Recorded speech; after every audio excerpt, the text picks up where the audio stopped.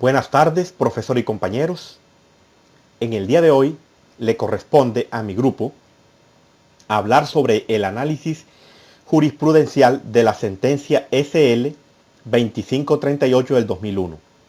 Esto lo hacemos como un requisito para el seminario de Derecho Laboral Individual. Nuestra docente es la doctora Gloria Janet Hernández Mieles. Los integrantes de esta exposición son Juan José Celedón Díaz, Lindsay Ferreira Manjarres, Lidia Osorio Mercado, Javier Peña Liñán y Lilian Casadiego. Comenzaremos entonces exponiéndoles que es importante tener como antecedente la importancia que tiene la jurisprudencia como fuente del derecho, teniendo en cuenta que ésta se encuentra sujeta a la materia objeto de regulación, a los hechos, a los métodos de interpretación, entre otros factores. Por lo tanto, podemos llegar a la conclusión que toda la noción de jurisprudencia es indeterminada y a la vez aleatoria. El rol de los jueces va en constante evolución, con el único sentido de adquirir todas esas responsabilidades que son relativas al fortalecimiento de la protección de los derechos fundamentales y sobre todo de la llamada jerarquía normativa, todo esto a través de la estimulación de todas esas competencias judiciales que en su sentido práctico deben velar por la aplicación de las normas jurídicas, dada por la libre y creativa interpretación y creación del derecho. Aunque muchas veces nos parezca que estas decisiones proferidas por los jueces sobrepasan lo que uno llama los límites establecidos por la ley, en realidad lo que sucede es que con todo este ejercicio jurisprudencial se le da estímulo y se impregna de garantía y eficacia al derecho, al llenar vacíos legislativos a través de la autonomía de los jueces, para dar declaratoria a nuevos principios constitucionales por el mero ejercicio de la interpretación sin que se llegue a coartar la creatividad de los razonamientos. El tema que nos incumbe, tenemos como primera medida que la Sala Laboral de la Corte Suprema de Justicia, por medio de la sentencia SL 2538 del 19 de junio del 2021, donde estuvo como magistrado ponente el doctor Jorge Quirós Alemán, realizó un análisis concerniente a la demanda interpuesta por la señora Gloria Patricia Vallejo Serna en contra de la Administradora Colombiana de Pensiones, Colpensiones, pretendiendo que fuera condenada al pago de la pensión de sobrevivientes por la muerte de su hijo Carlos Arturo Vélez Vallejo a partir del 31 de julio del 2011, incluyendo las mesadas adicionales de diciembre, los intereses moratorios del artículo 141 de la Ley 100 de 1993, en subsidio la indexación de las condenas y las costas del proceso. En sentencia de primera instancia, el 18 de junio del 2018, el Juzgado Segundo Laboral del Circuito de Medellín absolvió a la entidad de los cargos formulados en su contra y a la demandante de las costas, y después el fallo del 4 de diciembre del 2019, la Sala Laboral del Tribunal Superior del Distrito Judicial de Medellín confirmó la decisión de primera instancia y se abstuvo de imponer costas, razón por la cual se presenta recurso de casación, concedido por el tribunal y admitido por la Corte a favor de la señora Gloria Patricia Vallejo Serna, contra la sentencia de segunda instancia preferida por la Sala Laboral del Tribunal Superior del Distrito Judicial de Medellín, mediante el fallo del 4 de diciembre del 2019, como lo dijimos anteriormente. Esta sentencia reviste gran importancia ya que en ella se tocan temas relevantes al sistema de seguridad social y, como es sabido, aquí se pretende garantizar que para cada persona y familia haya un soporte en caso de que sufra una eventualidad en términos de salud, pérdida del empleo y otros, evitándole realizar gastos de su bolsillo que lo descompensen monetariamente e impidan, a su vez, cubrir el resto de sus necesidades básicas. Y como es sabido, nuestro sistema jurídico para estos casos, y en particular este que nos atañe en esta sentencia, toca algunos principios básicos, los cuales son principio de constitucionalidad de la condición más beneficiosa, principio de universalidad y de unidad, principio del Estado social de derecho, como la solidaridad, la igualdad real, la justicia material, el mínimo vital, la seguridad social y protección integral de la familia. A su vez, el principio de densidad de cotizaciones, como mecanismo de acceso a la cobertura de las prestaciones económicas que de ellos derivan. Y por último, el principio de igualdad, razonabilidad y proporcionalidad. Es entonces cuando este tratado, esta investigación, este análisis jurisprudencial es una invitación a ahondar en esta jurisprudencia y ampliar nuestros conocimientos en cuanto a la interpretación y aplicación de las normas jurídicas, para este caso en especial. Comenzaremos entonces hablando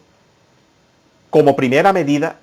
de los puntos que vamos a esbozar, que los tenemos determinados en esta exposición a través de capítulos.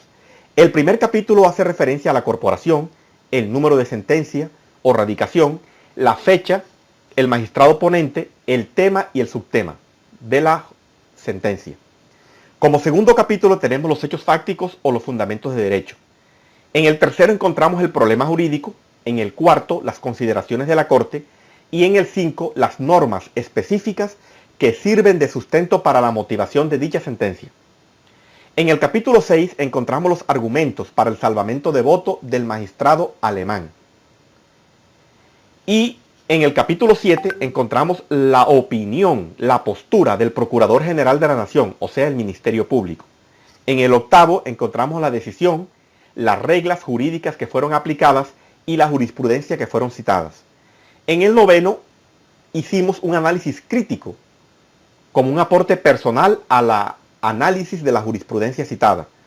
Y por último tenemos las conclusiones. Pasando entonces al primer capítulo, que trata sobre la corporación, el número de radicación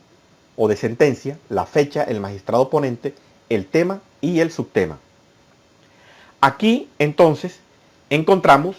que la corporación es la Corte Suprema de Justicia. El número de sentencia o radicación es la SL 2538 del 2021, guión 87732. La fecha es del 19 de junio del 2021. El magistrado ponente es el doctor Jorge Quirós Alemán. Y la gacela judicial o la base de datos la tomamos de la página web de la Corte Suprema de Justicia. Como temas, encontramos entonces que aquí se tocan diversos temas muy importantes para la seguridad social de los afiliados. Por ejemplo, la pensión de sobreviviente, los intereses moratorios, en subsidio, indexación de las condenas y las costas del proceso, derechos pensionales legítimos, cotizante y la condición más beneficiosa.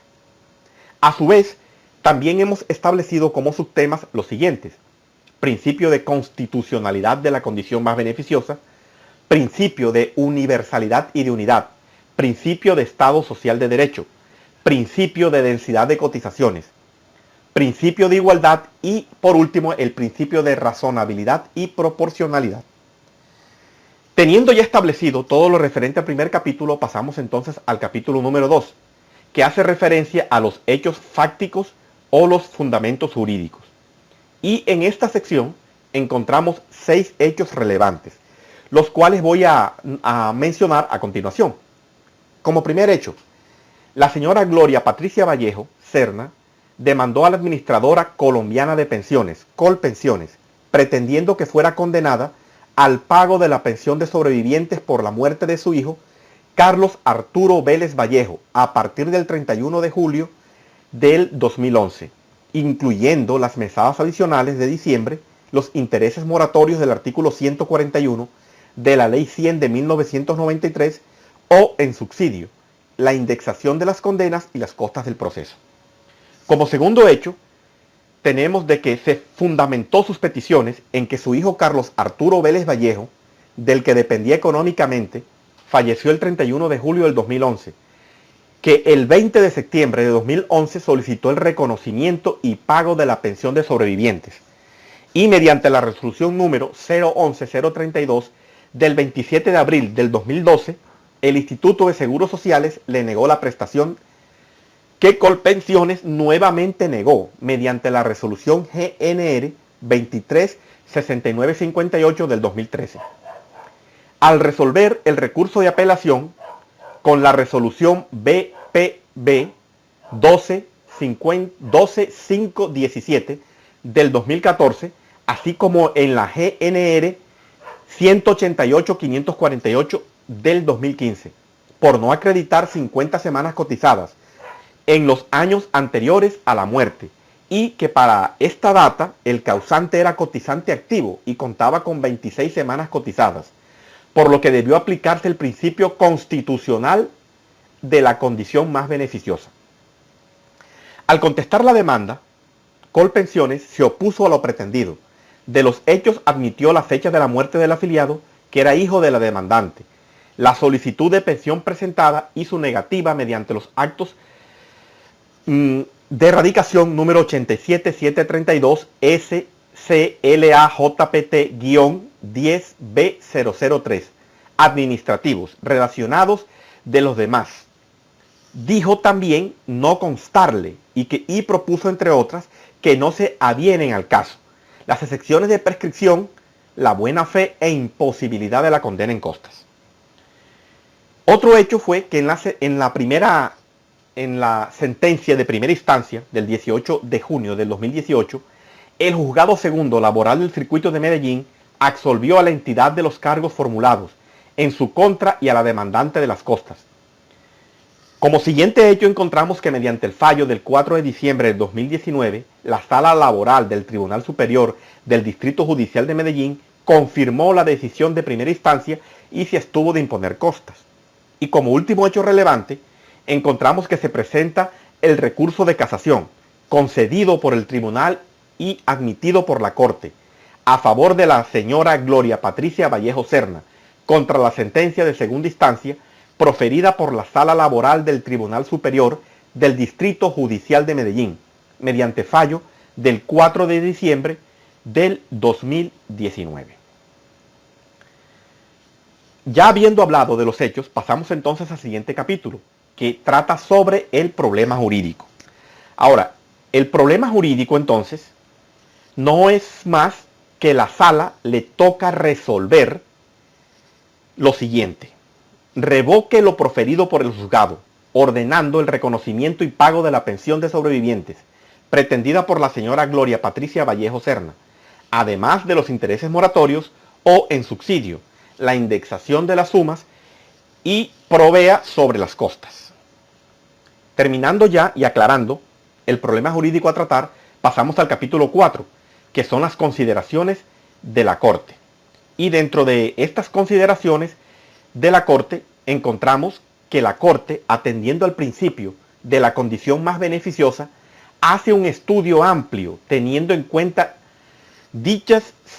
situaciones, expresando la motivación para no casar, toda vez que el recurrente acude a este principio porque protege las expectativas legítimas ante cambios normativos abruptos que impongan requisitos adicionales que impidan o dificulten en extremo la consolidación de un derecho frente al cual una persona tiene confianza en su consolidación. Entonces se relaciona con los principios de buena fe en su expresión de confianza legítima y favorabilidad. Este principio lo encontramos consagrado en el artículo 53 de la Constitución Política de Colombia. En este estudio y comparación de los artículos 46 de la Ley 100 de 1993 y del artículo 12 de la Ley 797 del 2003, se encuentra la Corte un vacío legal, ya que no existe un régimen de transición para la pensión de sobreviviente. Y en el caso en comento, se debía acudir al principio de la condición más beneficiosa conforme a la citada sentencia CC-SU 005 del 2018, valorada por la Corte Constitucional. Haciendo entonces un análisis del cargo segundo, la sala consuma que el tribunal no incurrió en un yerro jurídico alguno, toda vez que expresa que el afiliado falleció, no contaba además con los requisitos en la norma vigente a la fecha de su deceso. Por lo tanto, no es posible otorgar en derecho las pretensiones de la recurrente de dar aplicación a la norma anterior. Como quiera, la honorable y respetable Corte Suprema de Justicia, en medio del vacío normativo existente entre las dos normas en telas de juicio, consuma que el fallecido no dejó causado del derecho a la pensión de sobreviviente a sus causavientes, ya que no contaba con los requisitos para la aplicabilidad del principio de la condición más beneficiosa. Teniendo entonces claro las consideraciones de la Corte, entonces pasamos al capítulo 5, donde vamos a encontrar todo ese compendio de normas específicas que se analizaron y que sirvieron como sustento para la motivación de dicha sentencia. Aquí en esta sentencia encontramos una multiplicidad de normas. Se notó el estudio que se hizo concienzudo acerca de muchas normas y disposiciones que sirvieron de coayuda para tomar una decisión en esta sentencia. Y les empezaré diciendo de que aquí se tomó como base lo que dice el parágrafo 1 del artículo 1 de la ley 860 del 2003, en armonía con los artículos 1, 2, 10, 11, 272 de la ley 100 de 1993 y los artículos 1, 4, 13, 42, 48, 53, 241 de la Constitución Política de Colombia, los artículos 22 de la Declaración Universal de los Derechos Humanos, el artículo 9 del Pacto Internacional de Derechos Económicos, Sociales y Culturales, aprobado por la Ley 74 de 1969, y el artículo 19 del Protocolo de San Salvador, aprobado por la Ley 319 de 1996. Además encontramos de que se tocó o se tomó como regla jurídica aplicable el artículo 12 y 13 de la Ley 797 del 2003, el artículo 46 de la Ley 100 de 1993. Y dentro de las sentencias encontramos una multiplicidad de sentencias, como son las sentencias de Corte Constitucional y Política, que es la C-539 del 2011, la C-083 de 1995, la C-836 del 2001, la C-335 del 2008, la C-539 del 2011. Al igual que las sentencias SU-354 del 2017, SL-1685 del 2019, la sentencia CSJ, SL-1889 del 2020, entre otras. ¿Qué se notó entonces en este caso? Pues que se tomaron como base varias reglas jurídicas existentes, establecidas en las leyes, en los artículos y en las disposiciones constitucionales y en las sentencias que les acabo de enumerar. Pasamos entonces al capítulo 6, donde vamos a hablar sobre los argumentos para el salvamento de voto del magistrado alemán. Y aquí podemos decir que de manera fehaciente, teniendo en cuenta toda esta jurisprudencia emitida por la Honorable Corte Suprema de Justicia, hay que plantear los suficientes argumentos que se han tenido dentro del salvamento de voto del doctor Jorge Luis Quirós Alemán, esbozado de manera clara y restricta sobre varios vacíos normativos existentes en el régimen laboral. Entre otras cosas, uno de los argumentos importantes de este magistrado en lo que concierne al caso en particular respecta es que el ordenamiento jurídico colombiano contiene un déficit al sistema pensional, ya que con la existencia del régimen pensional no se ha tenido en cuenta aspectos importantes. Asimismo esboza, en la aclaración de su voto, que no existe un profundo respeto por los principios constitucionales y entre ellos los derechos a la seguridad social. En transparencia de ello, le asiste una disertación fáctica en cuanto a estos casos se refiere y jurídicamente alude de una manera muy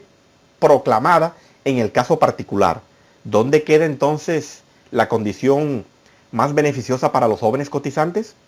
En consecuencia del estudio del caso proveniente en estudio de la HSCSJ, dicho magistrado en su reflexión jurídica y perse que para su estricta opinión califica categóricamente la existencia de vacíos normativos o algunas normativas que afectan al sistema de seguridad social. Por otra parte, en lo concerniente al derecho de seguridad social, se aclara de manera cierta y jurídicamente válida en lo que respecta a la Ley 797 del 2003 y a la Ley 860 del 2003, que se han presentado eventualidades en dichas normas jurídicas, en tanto la problemática entre normas que solo conservan anomalía en sistema pensional, ya que no hay una existencia de un buen y eficiente régimen transicional entre ellas. Por lo tanto, en el caso que nos ocupa, existen lagunas o principios jurídicos que impiden su perfecto funcionamiento y así garantizar el principio de la seguridad y la eficacia en el sistema, sin tantas dificultades y menos desgaste a la justicia ordinaria. Tanto que, bajo la misma aclaración de voto, hacía el máxime corte, el magistrado Jorge Luis Quirós Alemán exhorta de manera providente al Congreso a hacer una buena estructuración jurídica del sistema pensional, o en su defecto buscar una herramienta jurídica que no carezca de ambigüedades y vicios legislativos para estos tipos de casos que se presentan, con el fin de garantizar a las personas el libre derecho a la seguridad social. Teniendo todo claro entonces, en lo que respecta a los argumentos de salvamento de voto, entonces pasamos al capítulo 7 y vamos a hablar sobre la intervención del Ministerio Público o el Procurador General de la Nación. Aquí tenemos que aclarar que a pesar que no hubo intervención de parte del Ministerio Público, nos dimos entonces a la tarea de hacer las veces de él a través del siguiente pronunciamiento. El jefe del Ministerio Público manifestó ante la Sala Plena de la Corte Suprema de Justicia en el proceso según la sentencia SL 2538 del 2021 y bajo la radicación número 87732, magistrado ponente Jorge Luis Quirós Alemán. El Procurador General de la Nación, quien representa la dignidad ciudadana, su postura debe ser entonces la de discrepar la decisión proferida por este órgano colegiado en el caso sub judice,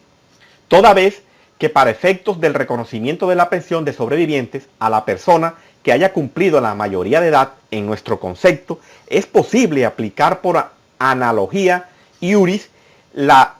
vecindad de cotizaciones. En el artículo primero de la Ley 860 del 2003 exige al mismo grupo etario para acceder a la prestación de invalidez. Además, porque al descartar tal posibilidad, admitió la posibilidad de aplicar el principio de condiciones más beneficiosas. Es oportuno que el Ministerio Público subraya que los artículos 232, que los 230 de la Constitución Nacional y la Ley 153 de 1887 y el artículo 19 del Código Sustantivo del Trabajo dispone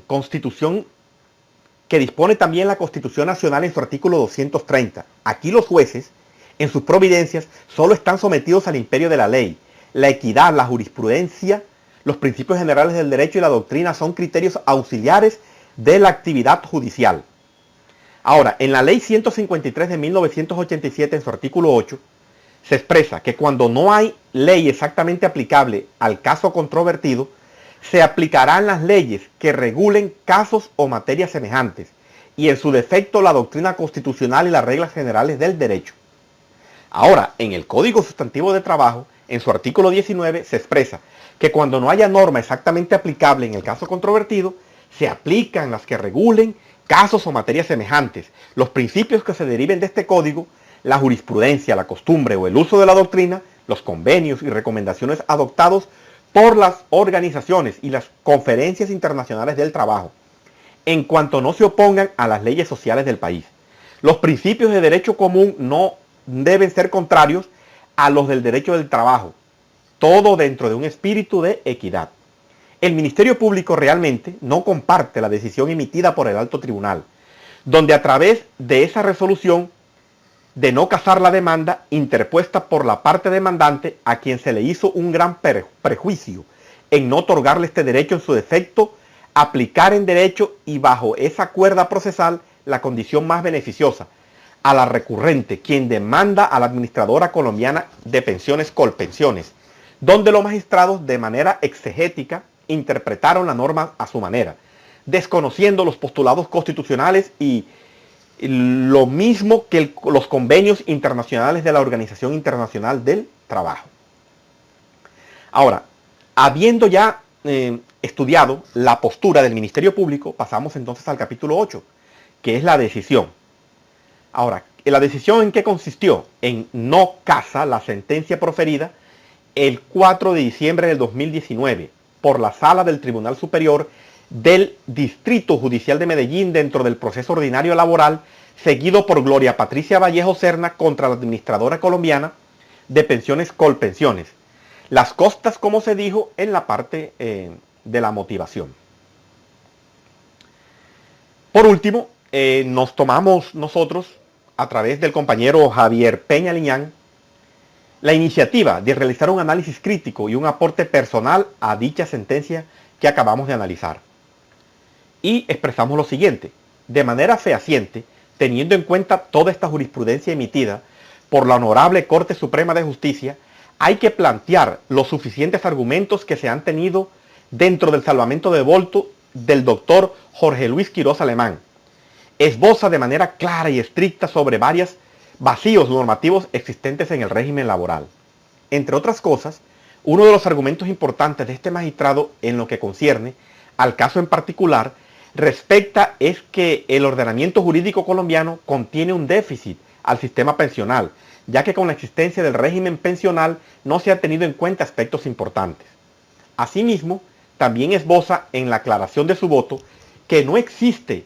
un profundo respeto por los principios constitucionales y entre ellos los derechos a la seguridad social. En transparencia de ello, le asiste una disertación fáctica en cuanto a estos casos se refiere y jurídicamente alude de una manera muy proclamada en el caso particular. ¿Dónde queda la condición beneficiosa para estos jóvenes cotizantes? En consecuencia del estudio del caso, proviene en estudio de la HCSJ dicho magistrado en su reflexión jurídica y en su opinión califica de manera categórica la existencia de dichos vacíos normativos. Por otra parte, en lo que concierne al derecho de seguridad social, aclara de manera cierta y jurídicamente válida que en lo que respecta a la Ley 797 del 2003 y a la Ley 860 del 2003, se han presentado eventualidades en dichas normas jurídicas. En tanto, problemática entre normas solo se conservan las anomalías en el sistema de pensión, porque no existe un buen y eficiente régimen transicional entre ellas. De esta manera, entonces, hemos terminado todo lo concerniente al análisis jurisprudencial. Muchas gracias.